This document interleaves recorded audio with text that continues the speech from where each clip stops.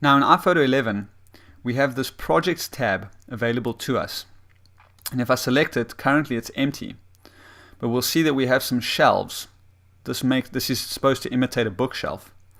And the shelves have sections for books, cards, and calendars. And it says to get started, select photos or events and click the Create button on the toolbar. So let's go back to events. Now I'm going to select FIFA World Cup and I'm going to select Create. And I think I want to create a calendar. So now it brings up the calendar window and it gives me some options. I can choose what kind of calendar that I want. So I'm going to say travel and it will automatically jump to that calendar. I can also navigate with the side arrows on my keyboard through the different themes to see the one that I want.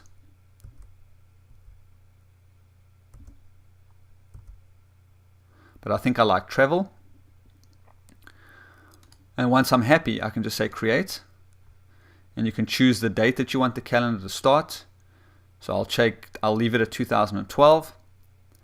And I'll show national holidays for United States. And show birthdays from address book. Okay. Then it'll access all that information. And it'll start creating the calendar for me. In this case, I didn't have enough photos to fill the whole calendar. So you want to make sure that you select quite a lot of photos so that it can fill. But then you can double click on a page to see it close up. And you can get a preview of what your calendar will look like. And once you're happy, it's really easy. You can just click Buy Calendar and follow the prompts. And basically, it'll upload the calendar to Apple servers and process the order for you, and then they'll deliver to you printed and finished. There's also some customizable options on pages that you select. You can look at the different layout options.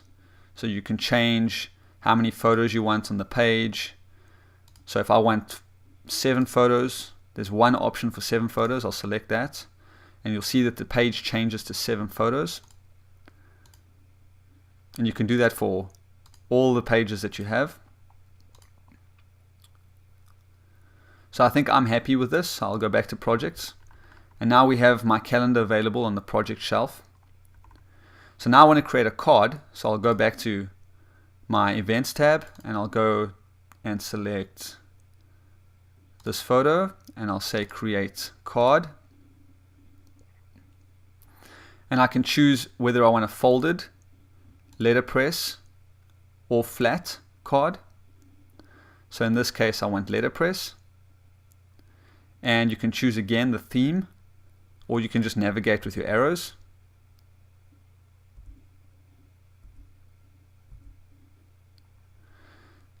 So let's actually change to folded. And I will choose a holiday theme. And now within holidays, there's a few options we have available to us. So make sure that you scroll through all of them because you want to find the one that you prefer the most. You can also choose if you want it to be landscape or portrait.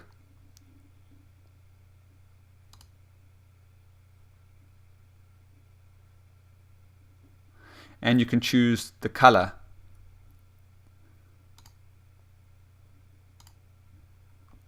And then you can click create.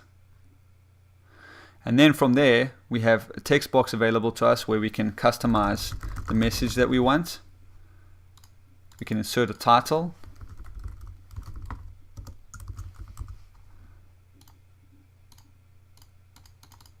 And a message.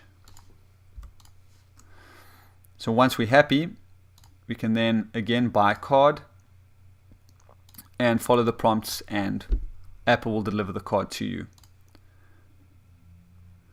So I'll go back to projects. Now we have the card available on the bookshelf. And then lastly, I'll make a quick book. So I'm going to select all my photos. I'll say create book. And so what I'm trying to show you is that the theme, the way that you navigate through iPhoto for all of your projects is identical. Whether you're creating calendars, books, or cards, it's the same method. So you don't have to learn something new for each one. Very straightforward. You choose the type of book you want. I'll take travel, I'll take hardcover, and I want extra large. Then I'll say create. And I can customize the individual pages that I have in my book. And once I'm happy, I can just purchase the book. And if I don't want to purchase it at the moment, perhaps I only finish half of the book, I can go back to projects, and I can always access the book at any time by double clicking on it in the projects window, and I can continue editing my book from there. So that's the projects tab in iPhoto 11. We also have many options for sharing our photos with others. We can connect to a few social networking sites. So we can connect to Facebook, we can connect to Flickr, the photo site. We can share it with our mobile me gallery. We can also just order prints. So we can choose the size of the print we want, how many, we can see the prices, and we can just purchase them all from one window. We can also share with PhotoStream, and we can share with email.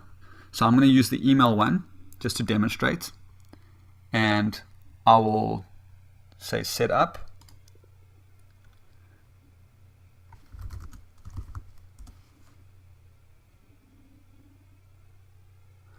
And now it brings up this email template page. So I'm just going to send it to myself.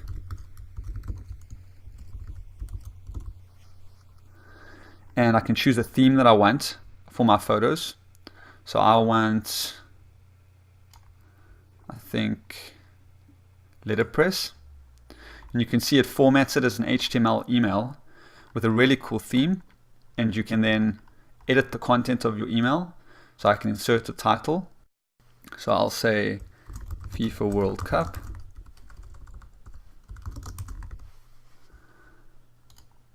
I can insert a quick message.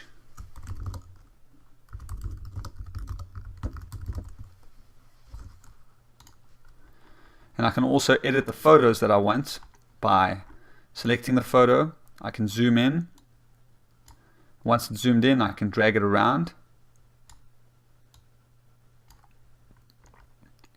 So let's change this one.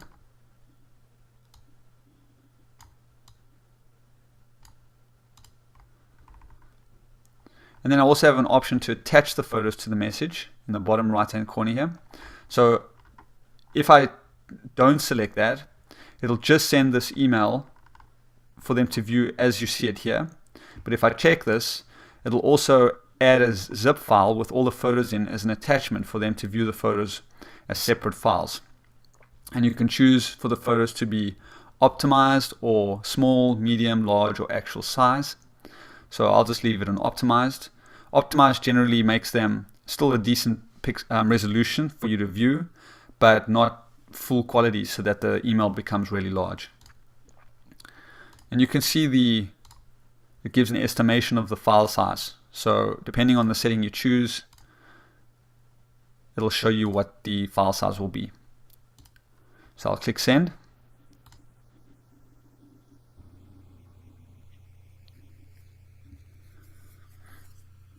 So now we can just exit full screen mode. I'm going to open mail.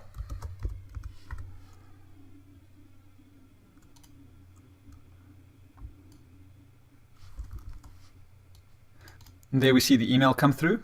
So if I just double click on it, we can see the email with all its content, and we can see that it has an attachment.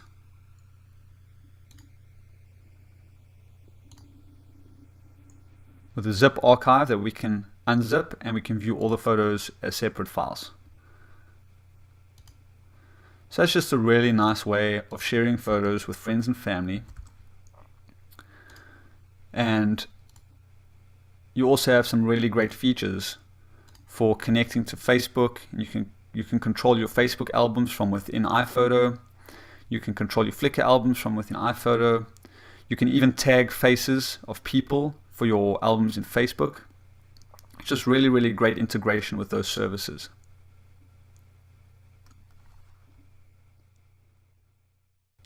There may come a time where you find the need to have multiple iPhoto libraries. Perhaps you want one for your personal photos and then one separate one for business. Maybe you run a home business, or you've taken photos for your company and you want to keep them separate. There's an easy way to create new iPhoto libraries and switch between them as you need. To do that, you simply need to come down to your dock, and before you click on the icon to open iPhoto, just hold down the Alt or Option key on your keyboard and then click iPhoto. You get this window box that opens up that says which photo library do you want iPhoto to use, and you also have the option to create a new one. Now if I open Finder and I go to my Pictures folder, you'll see that I have one iPhoto library. The other folders here don't mean anything, so I'll just delete those. I have one iPhoto library. I can now create a new one. Let's call it iPhoto Business, and it's been created in my Pictures folder by default. I'll click Save, and now you see iPhoto opens up completely fresh, clean, no photos included, brand new library. And if I just bring back Finder, you'll see that I have a second iPhoto library available to me called iPhoto Business.